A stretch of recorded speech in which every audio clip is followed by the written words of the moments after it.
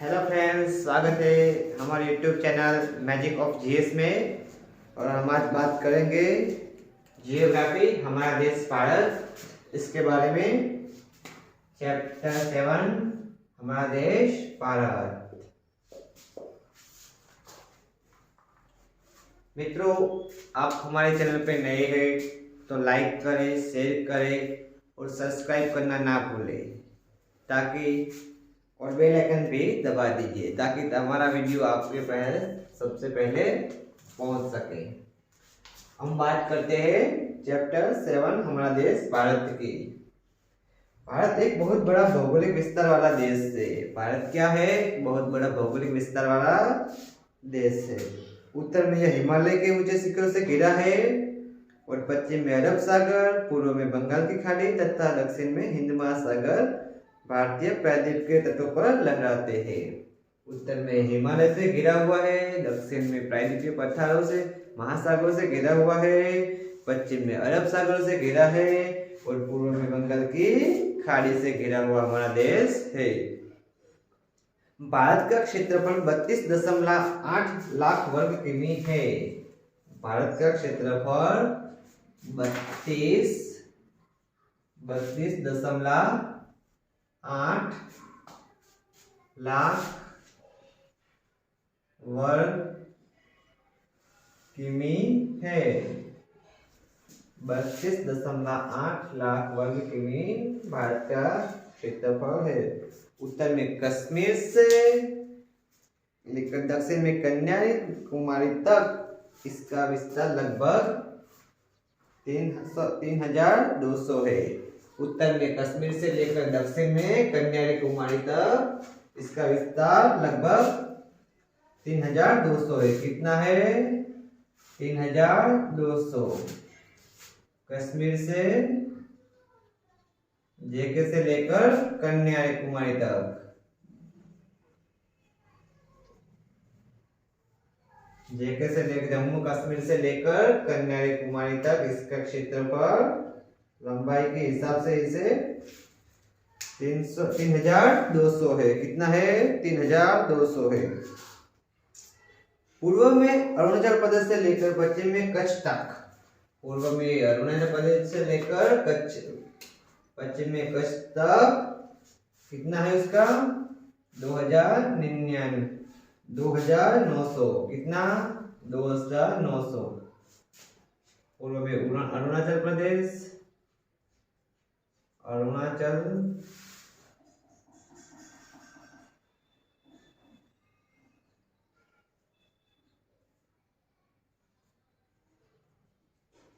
से लेकर पूर्व में अरुणाचल प्रदेश से लेकर पश्चिम में गुजरात तक, गुजरात के कच्छ तक इसका विस्तार लंबाई कितनी है? 2900 किमी। कितना है? ये है 3200 किमी और ये 2900 किमी। ये हुआ उत्तर से दक्षिण का माप और ये हुआ पूर्व से पश्चिम का माप। ऊंचे ऊंचे पर्वत, भारतीय मरुस्थल, जैसे कि हमारे देश में ऊंचे ऊंचे पर्वत, महामरुस्थल, उत्तरी मैदान, आसमान, पठारी सतह, तटीय भाग एवं द्वीप समूह स्थल स्वरूपों की विभिन्नता को दर्शाते हैं। द्वीप समूह स्थल स्वरूपों की विभिन्नता को दर्शाते हैं। हमारे यहाँ पर्वतीय विस्तार है, तटीय भाग एवं द्वीप समूह है, पठारी विस्तार है, मैदानी विस्तार है, महामरुस्थल विस्तार है। ये हमारे सब देश में है। यहाँ जलवायु, वनस्पति, वन्य जीवों के साथ साथ भाषा एवं संस्कृतियों में भी बहुत भिन्नता है। यहाँ पर जलवायु एवं संस्कृति एवं वनस्पति और वन्य जीवों के साथ साथ भाषा में भी भिन्नता है। इस भिन्नता में भी एक एकता को पाते हैं। इस भिन्नता में भी हम एक एकता को पाते हैं जो हमारी परंपराओं में दिखती है। जो हमारी परंपराओं में हमें क्या दिखती है? एकता दिखती है। यही कारण है कि हम एक राष्ट्र में बंधे हैं। यही एकता के कारण ही हम एक राष्ट्र में बंधे हैं।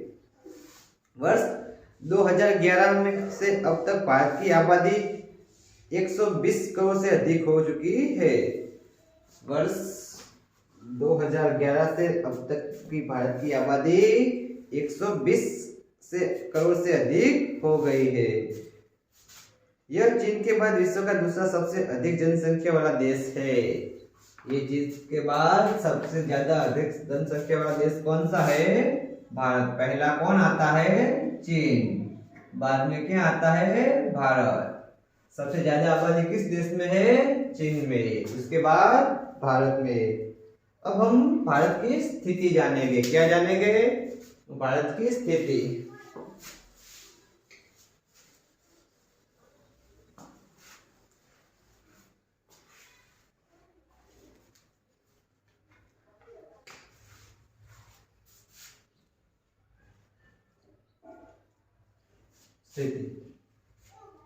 भारत उत्तरी गोलार्ध में स्थित है। भारत कहाँ पर स्थित है? भारत उत्तरी गोलार्ध में स्थित है। कर्क रेखा 23.30। कर्क रेखा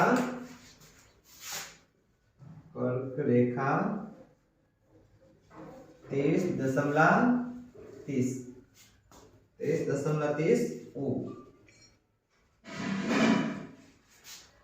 कर्क रेखा 23.30 देश के लगभग मध्य भाग से होकर गुजरती है। कर्क रेखा हमारे देश के मध्य भाग से होकर गुजरती है। दक्षिण से उत्तर की ओर भारत की मुख्य भूमि का विस्तार। देखिए, अब हम अक्षांश और रेखांश की बात करेंगे। देशांतर। भारत की मुख्य भूमि का विस्तार दक्षिण से उत्तर की भारत की ओर मुख्य भूमि का विस्तार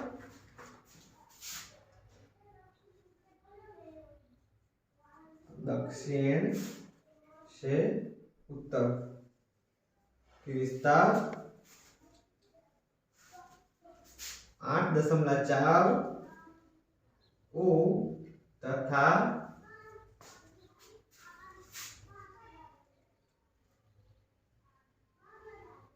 37.6। कितना है? 37.6 और पूर्व भारत का विस्तार है और दक्षिण से नहीं, पूर्व से पश्चिम किन अक्षांशों के बीच आता है? 68.7 तथा 97.25। इन अक्षांशों और देशांतरों के बीच हमारे देश का स्थान है। इन देशांतरों और अक्षांशों के बीच हमारे देश का स्थान है। अगर हम विश्व को पूर्वी एवं पश्चिम गोलार्ध में बांटते हैं तो भारत की स्थिति किस गोलार्ध में होगी? हम विश्व को पूर्व एवं पश्चिम गोलार्ध में बांटते हैं तो भारत की स्थिति किस दिशा में होगी? आप नोट किए और उसे ज्ञात कीजिए। बहुत बड़े देशांतर विस्तार लगभग 99 बहुत बड़े देशांतर विभाग 29 के कारण यहाँ के दो छोर पर स्थित स्थानों के स्थानीय समय में बहुत अधिक अंतर हो सकता है। देखिए, बहुत बड़े देशांतरीय विस्तार लगभग 29 के कारण यहाँ के दो छोर पर स्थित स्थानों के स्थानीय समय में बहुत अधिक अंतर हो सकता है। इस तरह की दूरी पर स्थित दो स्थानों के बीच समय का अंतर लगभग 2 घंटे का होगा। इन दूरियों के स्थान का लगभग अंतर कितने घंटे का होगा? 2 घंटे का होगा। जैसा कि आपने पहले पढ़ा है कि प्रत्येक एक देशांतर के लिए स्थानीय समय में 2 मिनट का अंतर होता है। एक देशांतर के लिए स्थानीय समय में कितने 4 मिनट का अंतर होता है। कितने मिनट का? एक देशांतर के लिए 4 मिनट का अंतर होता है। एक देशांतर के लिए 4 मिनट का। पश्चिम में गुजरात की अपेक्षा पूर्व में अरुणाचल प्रदेश में सूर्योदय लगभग 2 घंटे पहले होता है। पश्चिमी गुजरात की अपेक्षा में पूर्व में अरुणाचल प्रदेश का सूर्योदय 2 घंटे पहले हो जाता है, क्योंकि यहाँ पर देशांतर होने के कारण ये सब होता है। आप पहले पढ़ चुके हैं कि 42.30 पूर्व देशांतर के स्थानीय समय को भारत का मानक समय क्यों माना गया है। हम पहले पढ़ चुके हैं कि 42.30 को हमारे देश का मानक समय माना गया है। किस समय को? 42.30 भारत का मानक समय है। इस रेखा से 42.30 से भारत का मानक समय माना गया। इस आयतन को भारत का मानक समय भी कहा जाता है। इस आयतन को भारत का मानक समय भी कहा जाता है। अब हम बात करेंगे हमारे देश के पड़ोसी देशों की। अब हम बात करेंगे हमारे देश भारत के पड़ोसी देशों के। मित्रों, हमारे चैनल में नए हैं तो लाइक करें, शेयर करें और सब्सक्राइब करना ना भूलें और बेल आइकन भी दबाएं ताकि हमारा वीडियो सबसे पहले आपकी तरफ पहुंच पाए। भारत हमारा देश 7 पड़ोसी देशों से जुड़ा हुआ है। कितने पड़ोसी देशों से जुड़ा हुआ है? 7 पड़ोसी देशों से जुड़ा हुआ है। इन सब में पहला होता है, जैसे कि पहला सबसे ज्यादा किसके साथ स्थलीय सीमा बनाता है? उसमें पहला है बांग्लादेश।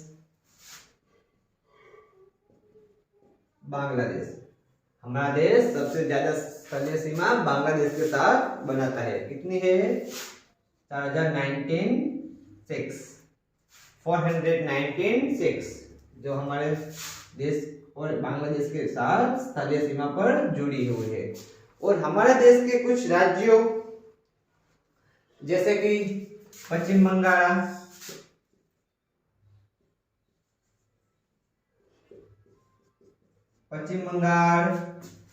जैसे कि बांग्लादेश के साथ पश्चिम बंगाल, आसाम, मेघालय ये सब, और त्रिपुरा और मिजोरम।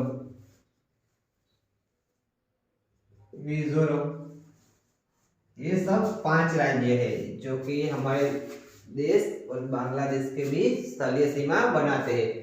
पहला है पश्चिम बंगाल, दूसरा आसाम, तीसरा मेघालय, चौथा त्रिपुरा और 5वां मिजोरम। कितने देश से? जो बांग्लादेश और इंडिया के साथ स्थलीय सीमा बनाते हैं। जो कितने देश से? 5 देश से। कितने? 5। और इन 5 राज्यों में कितने राज्य है?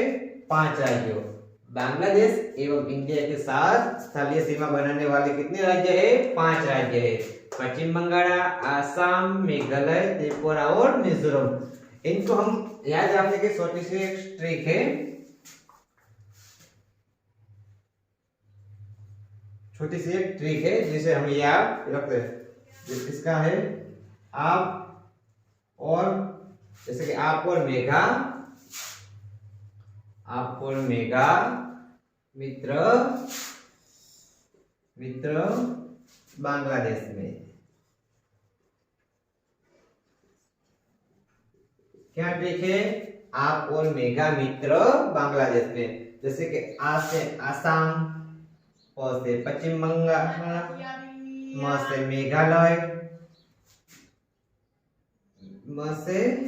मेघालय, मी से मिजोरम और त से त्रिपुरा।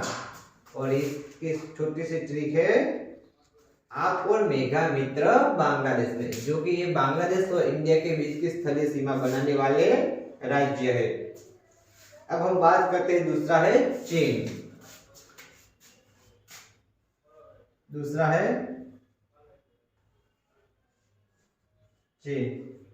उसकी स्थलीय सीमा कितनी है? 3348 300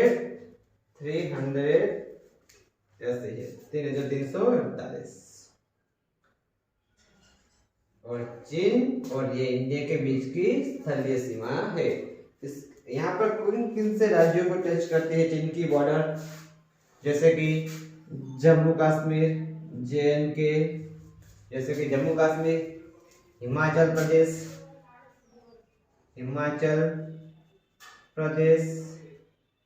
जम्मू कश्मीर, हिमाचल प्रदेश, उत्तराखंड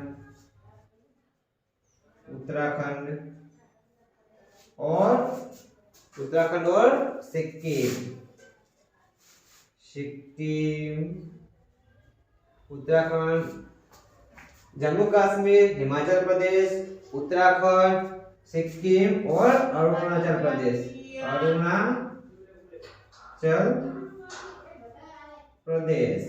कौन? अरुणाचल प्रदेश। ये भी कितने राज्य है? ये भी 5 राज्य है जो चीन और हमारे देश इंडिया के साथ स्थलीय सीमा बनाते हैं। इसकी भी एक छोटी सी ट्रिक है। अरे उसी वक्त हिमाचल चीन गई थी। देखिए, अरे उसी वक्त हिमाचल चीन गई थी। अरे उसी वक्त हिमाचल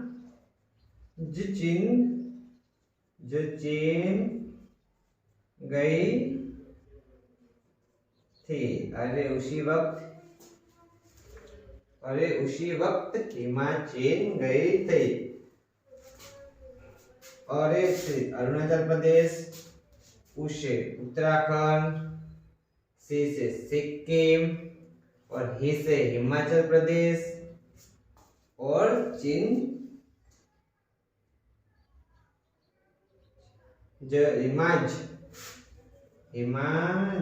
जैसे जम्मू कश्मीर।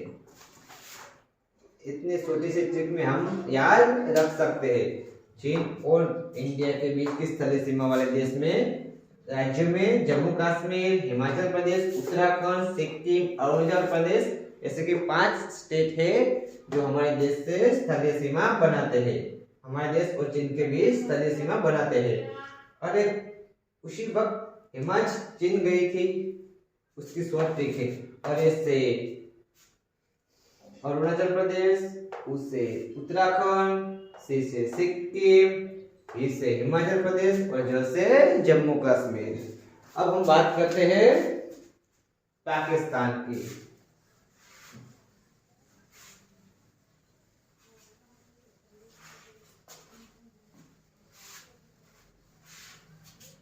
किसकी बात करते हैं? पाकिस्तान की।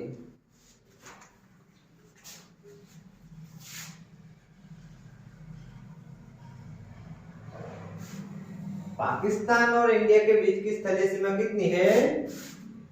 3323 किमी है। कितनी है? 3323 किमी। और उसको हमारे देश के राज्यों कितने टच करते हैं? जो कि पहला है जम्मू कश्मीर, JNK, दूसरा है गुजरात, तीसरा पंजाब, तीसरा क्या है? पंजाब और राजस्थान। 4 राज्य टच करते हैं। कितने राज्य है? जो 4 राज्य है जो हमारे देश इंडिया और पाकिस्तान के स्थलीय सीमा को टच करते हैं, जैसे कि जम्मू कश्मीर, गुजरात, पंजाब और राजस्थान। और इसकी छोटी सी शॉर्ट ट्रिक है। जगूपरा पाकिस्तान में है। जगूपरा पाकिस्तान में है। जैसे जम्मू कश्मीर, गु से गुजरात, प से पंजाब, र से राजस्थान। जैसे कि जगूपरा पाकिस्तान में है। ये पाकिस्तान को हमारे देश के स्थलीय सीमा से जुड़ने वाले देशों को राज्यों को याद करने से छोटी सी ट्रिक है। और अब हम बात करते हैं म्यांमार की। किसकी? ये तीसरे नंबर पर और म्यांमार चौथा।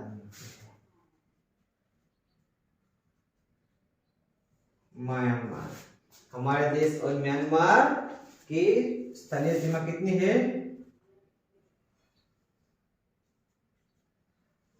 1643। 1643 ये हमारे और हमारे देश इंडिया और म्यांमार के बीच की स्थलीय सीमा है। और इसमें पहला आता है म्यांमार में मणिपुर और दूसरा है मिजोरम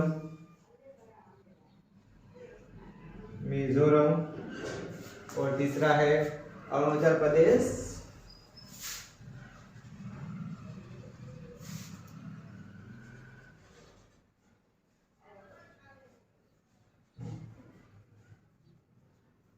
पहला है मणिपुर, मिजोरम, अरुणाचल प्रदेश और नागालैंड। क्या है? नागालैंड।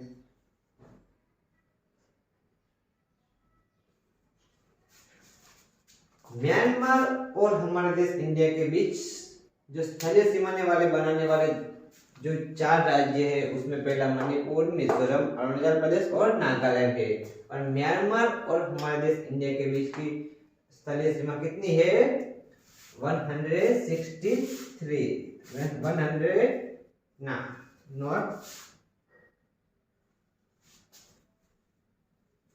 1643 किमी है। कितने है? 1643 किमी। म्यांमार हमारे इंडिया के बीच की स्थलीय सीमा है। अब हम बात करते हैं 5वें नंबर पर आता है उसकी। आपको मालूम है कौन आता है 5वें नंबर पर जिसके साथ हमारे देश की स्थलीय सीमा जुड़ी हुई है? बताओ क्या आता है? नेपाल।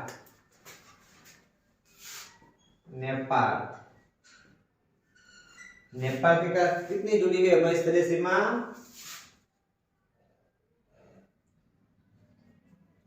बताएंगे कितनी जुड़ी है?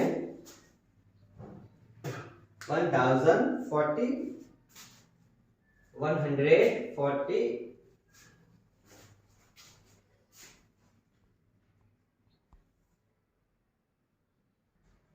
मित्रों हमारे चैनल पे नए हैं तो लाइक करें, शेयर करें और सब्सक्राइब करें और बेल आइकन दबाना ना भूलें ताकि हमारा वीडियो सबसे पहले आपकी तरफ पहुंच सके। बात करते थे हम नेपाल और हमारे देश की स्थलीय सीमा की। और हमारे देश और नेपाल के बीच स्थलीय सीमा कितनी है? 1491 किमी। कितनी है? 1491 किमी। कितनी? 1491 किमी। और उसको हमारे देश को टच करने वाले राज्य जो नेपाल की बॉर्डर को टच करते हैं उसमें है पहला उत्तराखंड। है। बाद उत्तर प्रदेश, तीसरा बिहार और चौथा है सिक्किम।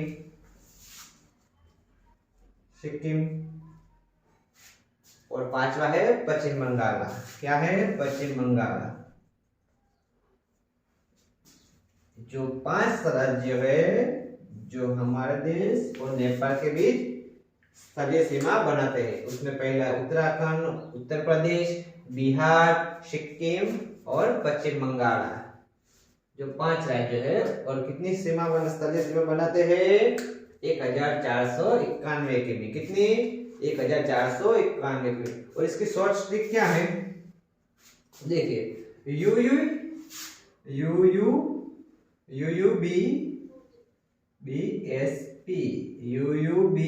UUBSP नेपाल में है। USBP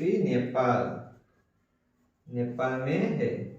UUBSP नेपाल में। देखिए U से उत्तराखंड, U से उत्तर प्रदेश, B से बिहार, S से सिक्किम और P से पश्चिम बंगाल। ये इसकी शॉर्ट ट्रिक है जो हम नेपाल को आसानी से याद रख सकते हैं। अब हम बात करते हैं भूटान की। किसकी? चौथे नंबर पे थे नेपाल 5वें नंबर पर थे नेपाल और 6ठे नंबर पर है भूटान। 6ठे नंबर पर कौन है? भूटान है। 699 इसकी स्थलीय सीमा है जो भारत के साथ जुड़ी हुई है। 699 किमी। कितनी स्थलीय सीमा भारत के साथ जुड़ी हुई है नेपाल की? 699 किमी, 699 जो भूटान और इंडिया के बीच की स्थलीय सीमा है। भूटान और इंडिया के बीच की स्थलीय सीमा है। इसको टच करने वाले राज्यों में सिक्किम, इसके टच करने वाले राज्य सिक्किम, आसाम,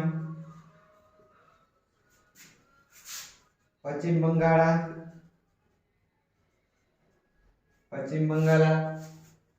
और अरुणाचल प्रदेश। कौन सा? अरुणाचल प्रदेश।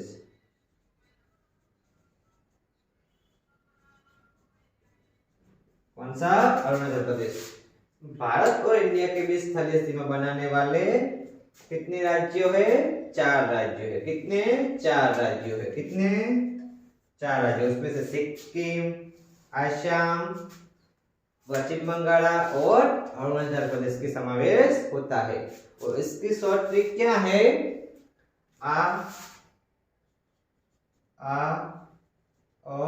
क्या? SP इन भूटान।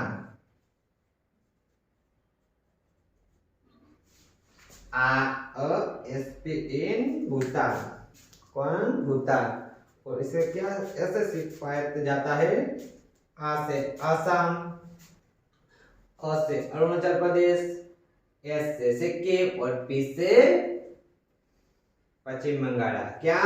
पश्चिम बंगाल। अब हम बात करते हैं 7वें नंबर पे आते हैं, जो लास्ट में सबसे कम स्थलीय सीमा बनाने वाला देश, जो भारत के साथ सबसे कम स्थलीय सीमा बनाता है, उसका नाम है अफगानिस्तान। क्या है? 7वें नंबर पे है अफगानिस्तान।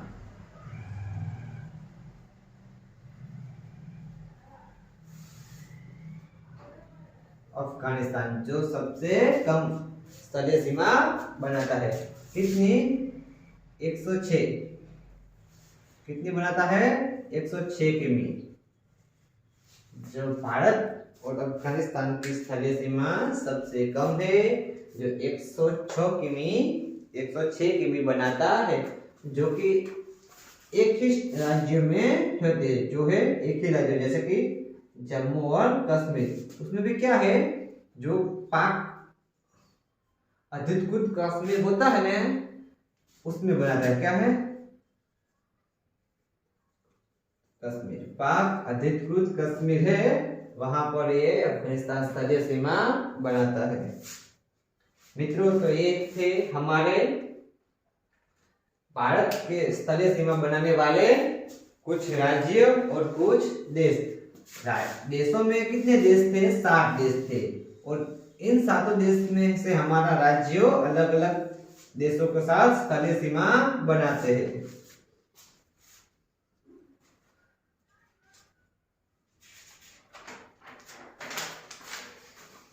इनमें से कौन से देश है जिनकी सीमाएं समुद्र से नहीं जुड़ी हुई है?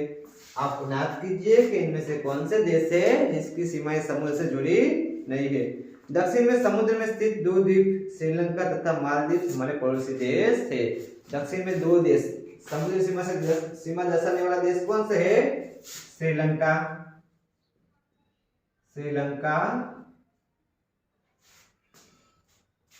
तथा मालदीव।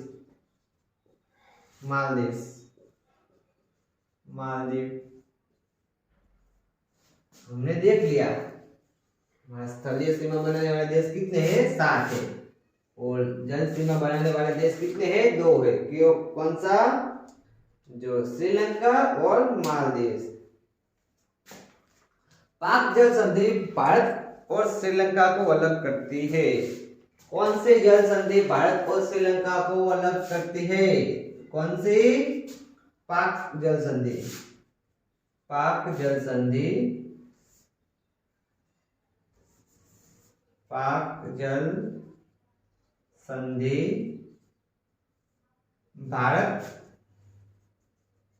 भारत एवं श्रीलंका भारत एवं श्रीलंका लंका को अलग करती है। पाक जल संधि भारत एवं श्रीलंका को अलग करती है, जो दक्षिण भारत में नीचे स्थित है। राजनीतिक एवं प्रशासनिक विभाजन हम देखेंगे। अब हम क्या देखेंगे? राजनीतिक एवं प्रशासनिक विभाजन हम देखेंगे। राजनीतिक और प्रशासनिक विभाजन हम देखेंगे। भारत एक विशाल देश है। प्रशासनिक क्रियाकलापों के लिए इसे 28 राज्य और 9 केंद्र शासित प्रदेशों में बांटा गया है। भारत एक विशाल देश है जिसे प्रशासनिक क्रियाकलापों के लिए 28 राज्य एवं 9 केंद्र शासित प्रदेशों से 9 केंद्र शासित प्रदेशों से बांटा गया है। कितने केंद्र शासित प्रदेश है? भारत में 9 केंद्र शासित प्रदेश है। दिल्ली भारत की राजधानी है। दिल्ली भारत की राजधानी कौन सी है? तो दिल्ली भारत की राजधानी है। कौन? दिल्ली भारत की राजधानी है। राज्यों का निर्माण मुख्यतः भाषाओं के आधार पर हुआ है। राज्यों का निर्माण मुख्यतः भाषाओं के आधार पर हुआ है। क्षेत्रफल की दृष्टि से सबसे बड़ा राज्य राजस्थान तथा सबसे छोटा गोवा है। क्षेत्रफल की दृष्टि से सबसे बड़ा राज्य कौन सा है? तो राजस्थान। क्षेत्रफल की दृष्टि से सबसे बड़ा स्टेट कौन सा है? तो राजस्थान। और सबसे छोटा तो गोवा। सबसे छोटा कौन सा है? गोवा। सबसे बड़ा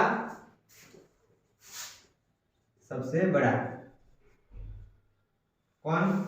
राजस्थान। सबसे छोटा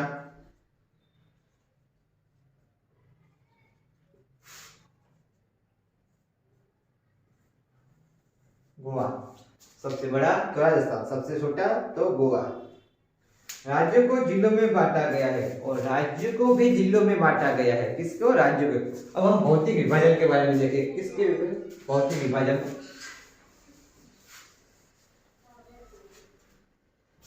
भारत में पाए जाने वाले भौतिक आकृतियां विभिन्न प्रकार की है। भारत में पाए जाने वाले भौतिक आकृतियां विभिन्न प्रकार की है, जैसे कि पर्वत, पठार, मैदान, तट तथा द्वीप समूह। उत्तर में बर्फ से ढका हिमालय संतरी की कार्य करता है। उत्तर में बर्फ से ढका हिमालय संतरी का कार्य करता है। हिम प्लस आलय का मतलब होता है बर्फ का घर। हिम प्लस आलय, हिम प्लस आलय, इसका मतलब होता है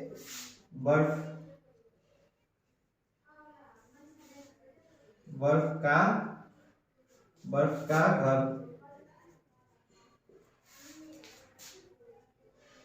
हिम प्लस आलय का मतलब होता है बर्फ का घर। कौन सा घर? बर्फ का घर। बर्फ हिमालय पर्वत को 3 मुख्य समांतर श्रृंखलाओं में बांटा जाता है। हिमालय पर्वत को 3 मुख्य समांतर श्रृंखलाओं में बांटा जाता है। उससे उत्तर में स्थित श्रृंखला को बृहद हिमालय कहते हैं। सबसे उत्तर में स्थित हिमालय को क्या कहते हैं? बृहद हिमालय। कौन सा हिमालय? बृहद हिमालय। बृहद हिमालय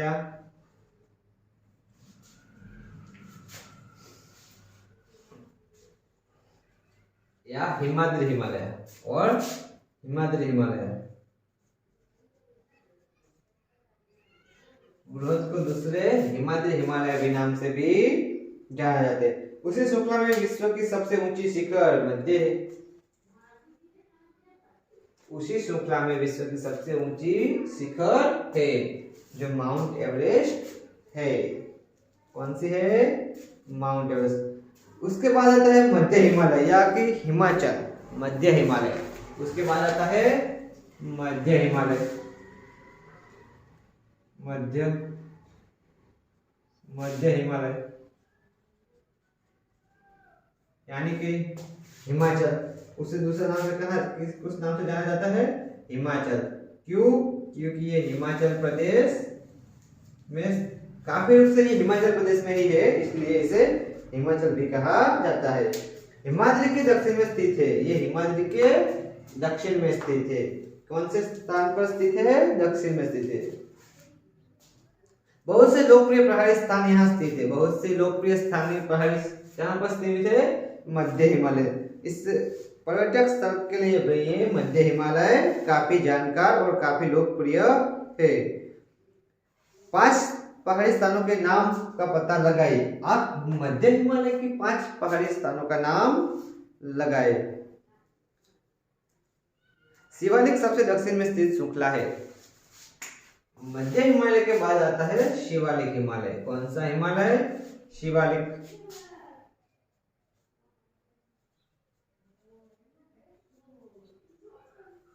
शिवालिक हिमालय मध्य के बाद आता है दक्षिण में शिवालिक। हिमालय के दक्षिण में भारत का उत्तरी मैदान स्थित है। मित्रों, हिमालय के दक्षिण में भारत का उत्तरी मैदान स्थित है। हिमालय के दक्षिण में भारत का उत्तरी मैदान स्थित है। यह मैदान समतल तथा स्पष्ट है। यह मैदान सिंधु, गंगा, ब्रह्मपुत्र तथा इन सहायक नदियों के द्वारा जलोढ़ निक्षेप से बने हैं। ये मैदान जो हिमालय के दक्षिण में है वो कौन कौन सी नदियों से बने हैं? देखिए, सिंधु, गंगा, ब्रह्मपुत्र इन नदियों से बने हैं और ये जलोढ़ निक्षेप से बने हैं। नदियों के मैदान कृषि के लिए उपजाऊ भूमि प्रदान करते हैं। नदियों के मैदान कृषि के लिए उपजाऊ भूमि प्रदान करते हैं। नदियों के ये मैदान कृषि के लिए उपजाऊ भूमि प्रदान करते हैं, परंतु मैदानों में जनसंख्या अधिक है। यही कारण से मैदानों की जनसंख्या में अधिक है। भारत के पश्चिम भाग में भारतीय महामरुस्थल। भारत के पश्चिम भाग में भारतीय महामरुस्थल। भारत के पश्चिम भाग में कौन सा महामरुस्थल है? थार। कौन सा? थार का मरुस्थल।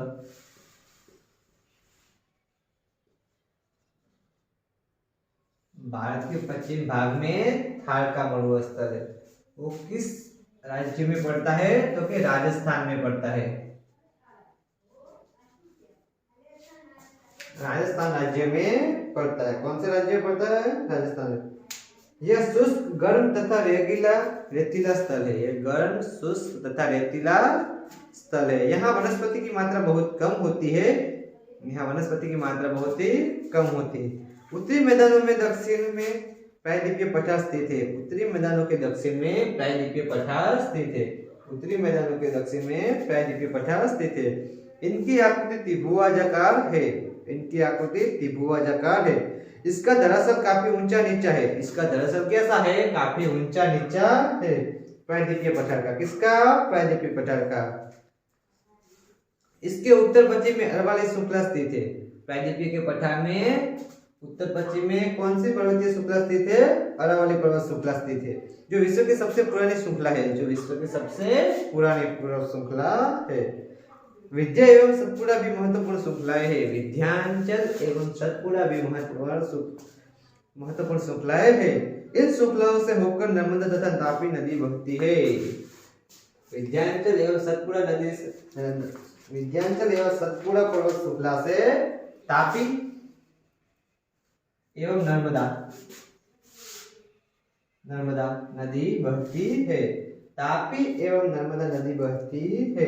यह पश्चिम की तरफ बहने वाली नदियां हैं। तापी एवं नर्मदा, जो कि भारत में पश्चिम में तरफ बहने वाली सबसे बड़ी नदी तो नर्मदा है।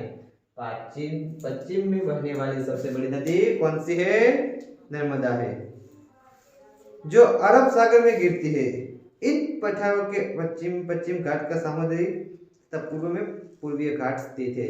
इन पर्वतों के पठार में पश्चिम घाट या सरहदी तथा पूर्व में पूर्वी घाट स्थित है।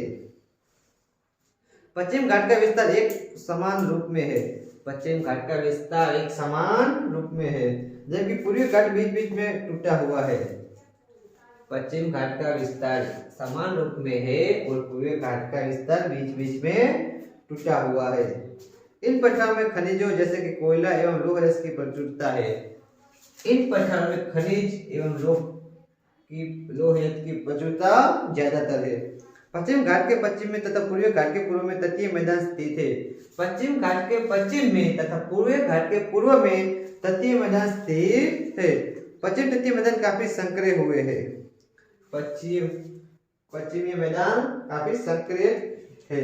पूर्वी तटीय मैदान अपेक्षित चौड़े है। पूर्वी मैदान में पूर्वी मैदान की अपेक्षा में पश्चिम मैदान की अपेक्षा में पूर्वी मैदान काफी चौड़े है। क्या है? चौड़े। अब हम बात करते हैं जलोढ़ से। किसकी? जलोढ़ क्या है? ये नदियों के द्वारा लाई गई बहुत महीन मिट्टी होती है। क्या होती है? मिट्टी। तथा नदियों बेसिन के नीचे पकड़ दी जाती है। जो नदियों के बीच नदियों के द्वारा लाई गई मिट्टी को हम क्या कहते हैं? जलोढ़ मिट्टी कहते हैं। और सहायक नदी क्या होती है? देखिए, हमने बीच में बात की थी सहायक नदियां। सहायक नदियां क्या है? एक नदी या सरिता जो उसकी मुख्य नदी में किसी भी तरफ से आकर मिलती है। जो मोटी नदी बहती है उसमें किसी भी तरफ से आकर जो छोटी नदियां बहती है उसे हम सहायक नदी कहते हैं। यहाँ पूर्व की ओर बहने वाली कई नदियां हैं। यहाँ पर पूर्व की ओर बहने वाली कई नदियां हैं। पठार में पूर्व की ओर बहने वाली कई नदियां है, जैसे कि महानदी, गोदावरी, कृष्णा तथा कावेरी बंगाल की खाड़ी में गिरती है। कौन सी नदी बंगाल में खाड़ी में गिरती है? महानदी, गोदावरी, कृष्णा तथा कावेरी जो बंगाल की खाड़ी में गिरती है। ये नदियां अपने मुहाने पर उपजाऊ डेल्टा का निर्माण करती है।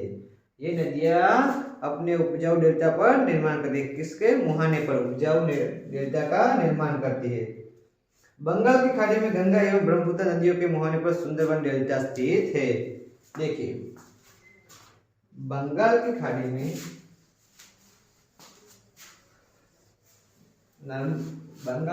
में गंगा एवं ब्रह्मपुत्र के मुख पर सुंदरवन डेल्टा है। कौन सा डेल्टा है? सुंदरवन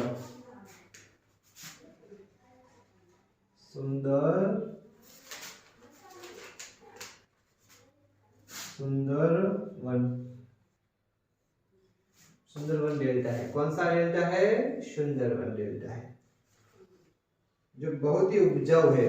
सुंदरवन डेल्टा पश्चिम बंगाला में है। कहाँ पर है? पश्चिम बंगाला में है, जो बहुत ही उपजाऊ है। भारत में द्वीप समूह भी है। भारत में 2 द्वीप समूह भी है। भारत में 2 द्वीप समूह है। कितने द्वीप समूह है? 2 द्वीप समूह है। लक्षद्वीप पहला कौन सा है? लक्षद्वीप।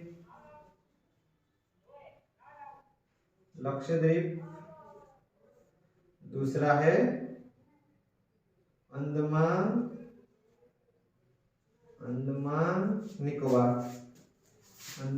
एवं निकोबार।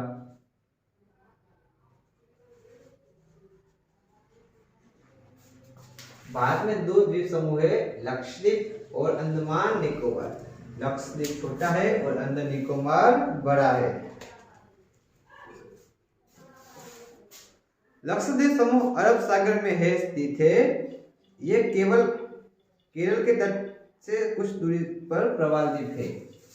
लक्षद्वीप केरल के बीच है, केरल के पास में है, वहां पर कुछ प्रवाल द्वीप भी है। अंडमान एवं निकोबार द्वीप समूह भारत से दक्षिण पूर्व दिशा में बंगाल की खाड़ी में स्थित है। अंडमान निकोबार की स्थिति कहां पर है? भारत के दक्षिण पूर्व में बंगाल की खाड़ी में स्थित है। क्या आप जानते हैं कि कौन सा द्वीप समूह वर्ष 2004 में सुनामी से प्रभावित हुआ था? क्या आप जानते हैं कौन सा द्वीप है जो 2004 में सुनामी से प्रभावित हुआ था? तो वो है अंडमान एवं निकोबार द्वीप समूह जो सुनामी से हुआ। समाचार पत्रों तथा लोगों से बातचीत की जानिए कि प्राप्त कीजिए कि जब सुनामी भारतीय तट से टकराई थी तो किस प्रकार लोगों ने अलग अलग तरीके से उसे चुनौती का सामना किया है।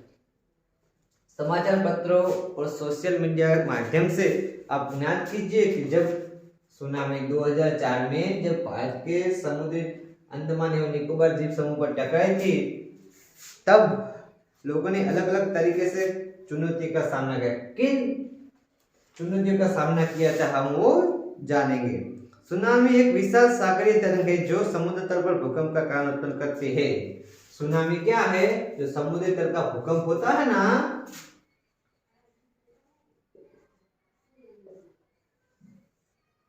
समुद्र स्थलीय सीमा पर होता है तो उसे हम क्या कहते हैं? भूकंप कहते हैं। स्थलीय सीमा पर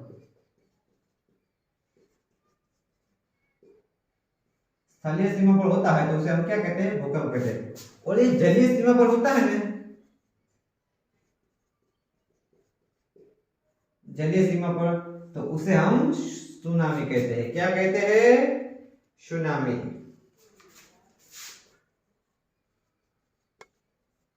स्थलीय सीमा पर होय तो એને ભૂકંપ કહેવામાં આવે છે અને જલ सीमा पर होय तो એને सुनामी કહેવામાં આવે છે।